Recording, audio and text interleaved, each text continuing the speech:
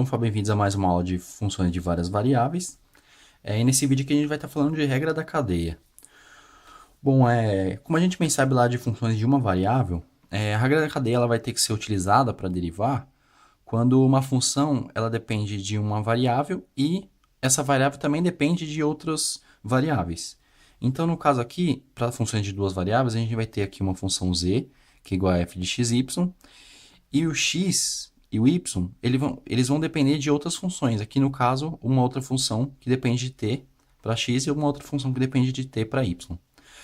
A gente pode ter casos também em que o x e o y, eles não dependem de somente uma variável. Pode ter casos em que o x e o y, eles vão depender de, por exemplo, duas variáveis. E o y também.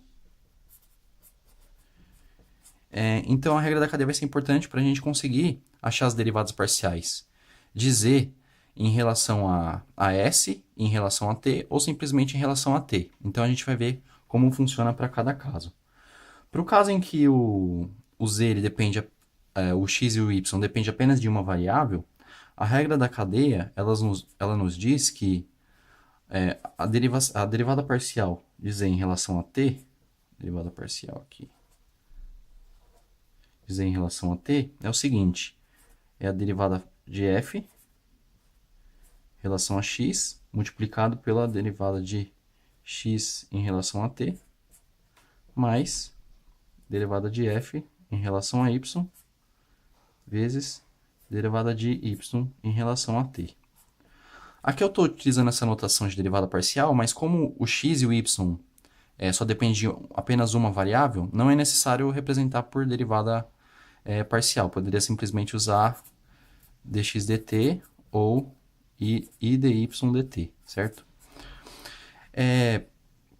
Agora, para o caso de duas variáveis, que o x e o y dependem de duas variáveis, a regra da cadeia nos dá o seguinte, a gente vai ter duas derivadas para z, quando essas duas variáveis dependem de duas variáveis. Então, a gente vai ter uma derivada parcial em relação a s e outra derivada parcial em relação a t. Então, para o caso de duas variáveis, que a gente vai ter, cada uma dependendo de duas variáveis, a gente vai ter o seguinte. Primeiro, para derivada parcial em relação a s, a gente vai ter derivada parcial de z em relação a x, vezes a derivada de x em relação a s, mais a derivada de z em relação a y, vezes derivada de y em relação a s. E agora a derivada parcial em relação a t, a gente vai ter derivada de z em relação a t é igual ao quê? É igual a derivada de z em relação a x, vezes derivada de x em relação a t, mais derivada de z em relação a y, vezes derivada de y em relação a t.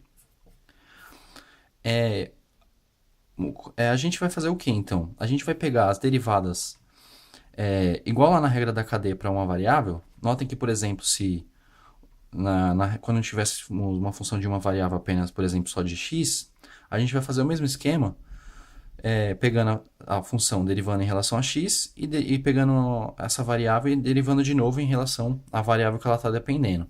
No caso aqui, como a gente vai ter duas variáveis, a gente vai bastar apenas somar a outra derivação, utilizando a mesma regra da cadeia que a gente utilizava em função de uma variável, tudo bem?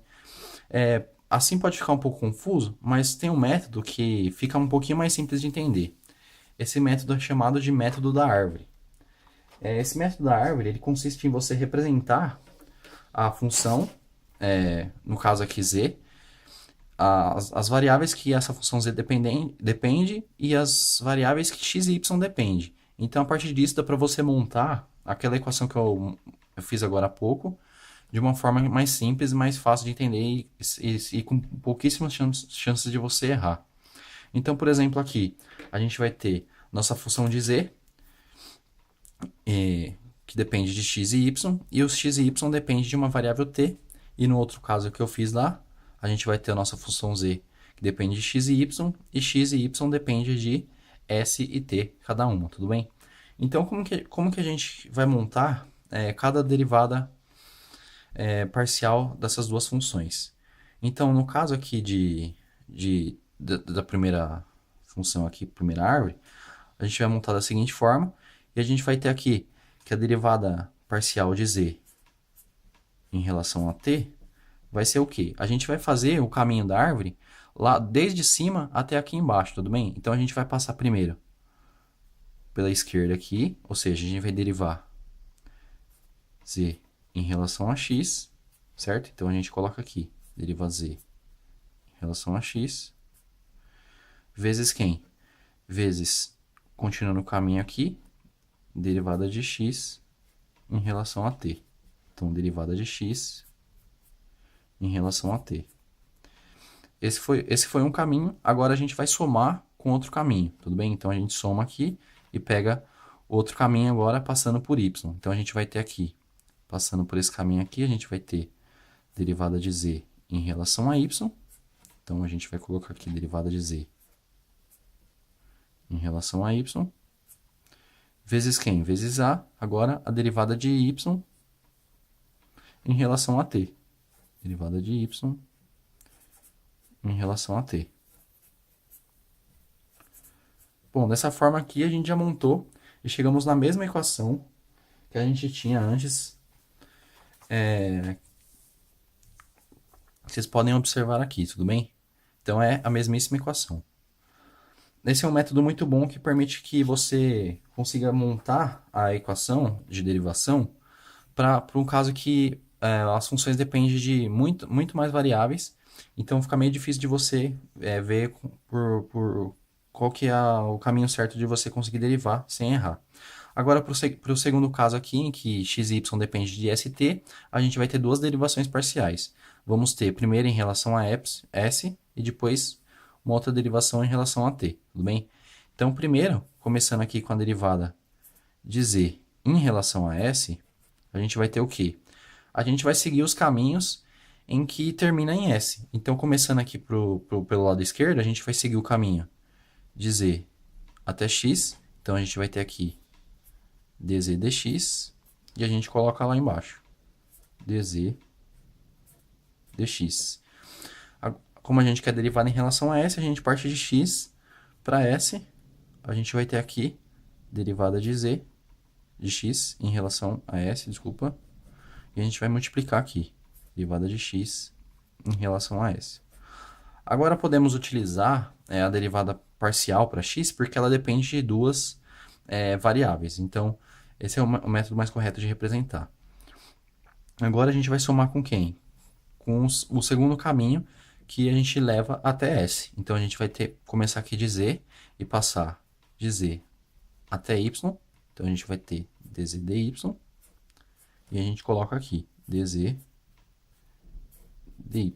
E a gente multiplica pelo outro caminho, que vai de y e passa até s. Então, a gente vai ter aqui dy ds. Então, a gente vai ter aqui, multiplicando dy ds.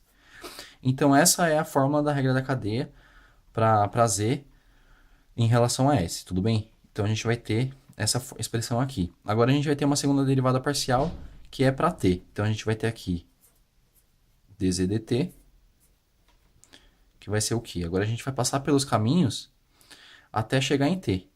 Então, a gente vai ter o que aqui? A gente vai ter, passando aqui por z de novo, em x. A gente vai ter aqui de novo dz dx. E aqui dz dx. E agora a gente quer derivar em relação a t. Então, a gente parte de x para t. A gente vai ter dx dt. Então, a gente multiplica aqui dx dt. Terminou, a gente soma. E agora vamos passar pelo outro caminho, que passa de z e chega até t. Então, a gente vai ter aqui passando dz dy. Então, dz dy. E agora a gente vai passar de y para t, que é o caminho que falta. Então, a gente vai ter aqui dy dt. Y dt. Bom, com isso a gente conseguiu chegar nas duas expressões que faltava, que é para derivada parcial em relação a z e em s e em relação a t. Então, notem que se você tivesse, por exemplo, um caminho aqui de x e y que depende, por exemplo, de r, s e t, você teria mais uma derivada parcial em relação a s, e você faria os caminhos que passassem desde z por x e de x para r, por exemplo. E se s dependesse de outras mais variáveis, você faria o mesmo caminho, ia multiplicando, depois somava, passando por y e para outro caminho, ia multiplicando. Basicamente é assim que o método funciona. Na próxima aula a gente vai ver alguns exemplos simples para a gente entender certinho como que funciona. Para a aula de hoje é isso. Para dúvidas, sugestões, críticas e observações, acesse o link do formulário na descrição do vídeo. Até a próxima aula.